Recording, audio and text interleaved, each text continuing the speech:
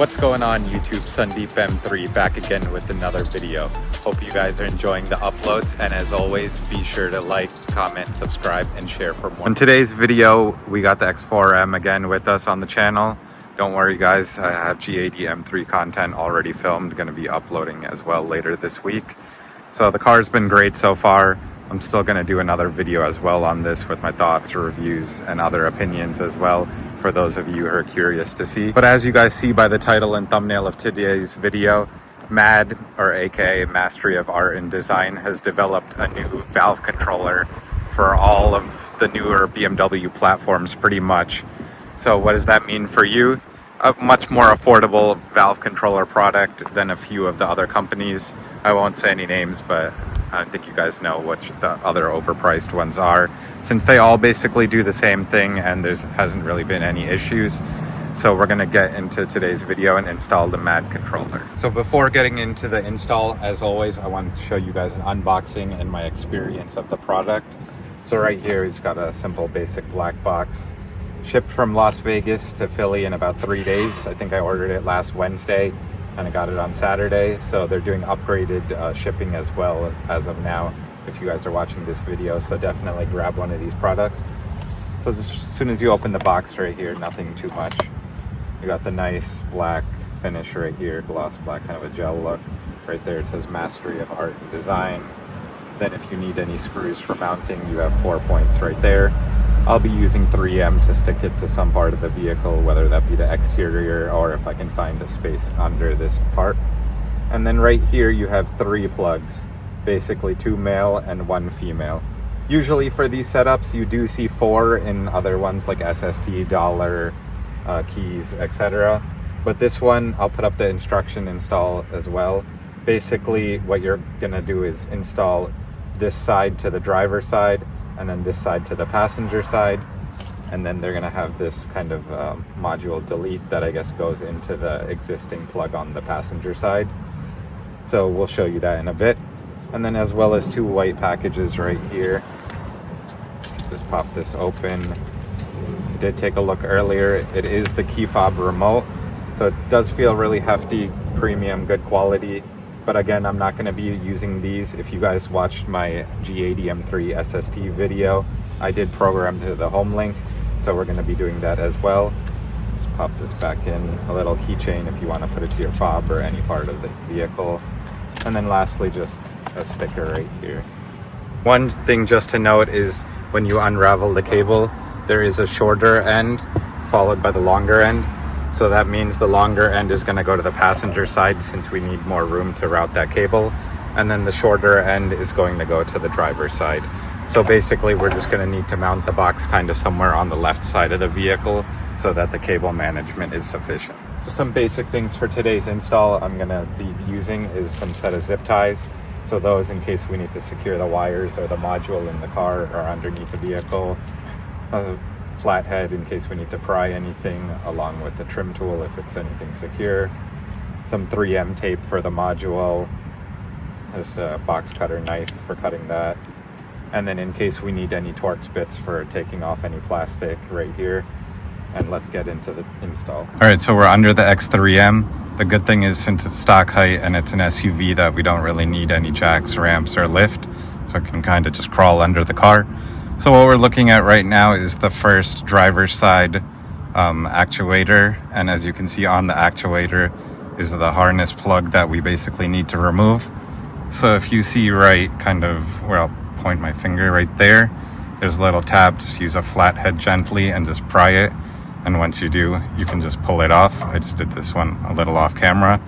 So right now what we're going to do is use this part and connect that into the valve controller provided by MAD, and with the other side as well. And then we're gonna have to figure out how to route the wire to the other side, and then the valve controller and actuator on that side we need to plug into the MAD device as well. And then once that's looped together, the product should work. So I'll get back into you guys once I plug everything in a little bit and figure out wiring solution. Another quick update. So now we made it to the passenger side, as you guys can see. And just right here by the actuator, here's the plug to just connect the valve.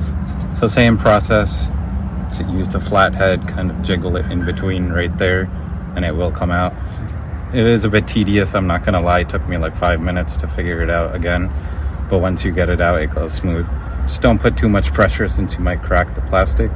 So now that we got that side out, we're gonna take the MAD one. It only goes one way, so if it doesn't go this way, as you guys can see, flip it around. There's this gray kind of locking clip. So what we're gonna do is just push it through. Here it snap, and then the gray part, just push it up so it locks in. It's not removable. Now this part, what we're gonna do is, usually there is another connector, but we're gonna use the kind of dead plug to lock that in. I guess the car doesn't need it since it's all being routed through the controller on that side. So I'll go ahead and plug that in. Finally wrapped up with the install. Took almost an hour because the X3, X4Ms are a little harder just to wire everything from underneath the car, as well as secure the location of the controller. So looking down over here, if you guys see right there, that's the MAD controller wire going up, and I hid some of the wiring up in this part. And then I'll flip it around right here. So I did wire the controller wire across under the heat shield, so it's completely safe from that part. And then on this side, I did wire all of the stuff and the module by this cubby kind of behind this heat shielding. There was a grommet right there that's similar to the G80, G82 platform, but trying to go through it under the trunk, I would have had to remove this spare tire and a bunch of the foam and plastic, so I was kind of lazy to do that and figure that out. But if you guys are looking for the grommet hole on the G80 platform, make sure to check out my previous video for that install, which is a lot easier and safer than doing it this way. But this should be fully protected from the heat shield, and the MAD box is kind of weather safe as well, so that should be a safe solution as well for you guys if you want to do it this route. So now that the install is wrapped up, let's go ahead and show some exhaust revs and see if you can hear the difference.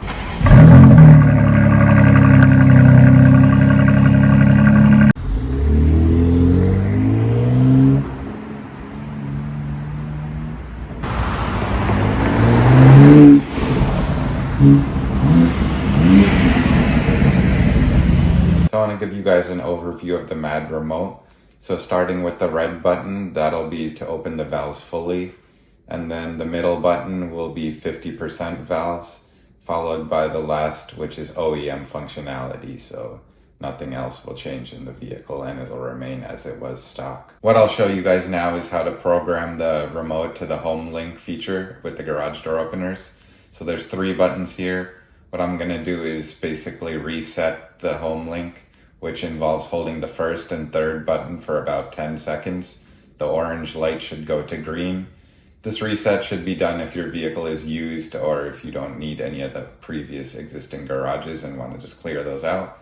So once it's reset, what we're gonna do is hold down the first button with the remote to valve open, since that's my preferred choice, and then wait about a few seconds for that as well. So the orange light should change green. And then next, what we're gonna do is repeat the same process for the third home link button and program that with the remote as well. This one, we're gonna do valves OEM, so it will be basically closed in a sense and not as loud. The 50% I don't really need or use, so I'm just gonna leave the center home link button. Overall, the controller was a fairly easy install, plug and play, as I showed you guys. And my review on it is definitely, it gives more sound on the exterior, I would say. The interior, it does add a little bit, nothing too crazy, not anything droney or that annoys anyone, passengers in the ride.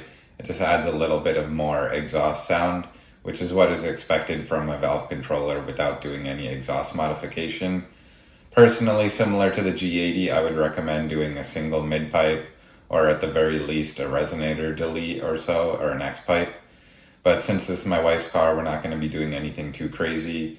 Maybe a resonator delete down the road just to add a little bit more sound, but otherwise than that, I'm very happy with the product and it does just what it says.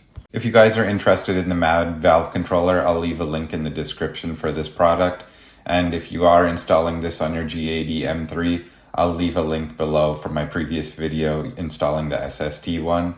So that'll give you a better idea how to do the routing of the wires and cable management for that car, since it slightly differs from this. But pretty much if you have any of the other new BMW G series, the plug-and-play application and general routing of wiring is the same concept. So that shouldn't be an issue. Comment down below what you guys think about this. Would you get it done? And as always, Sandeep M3 out.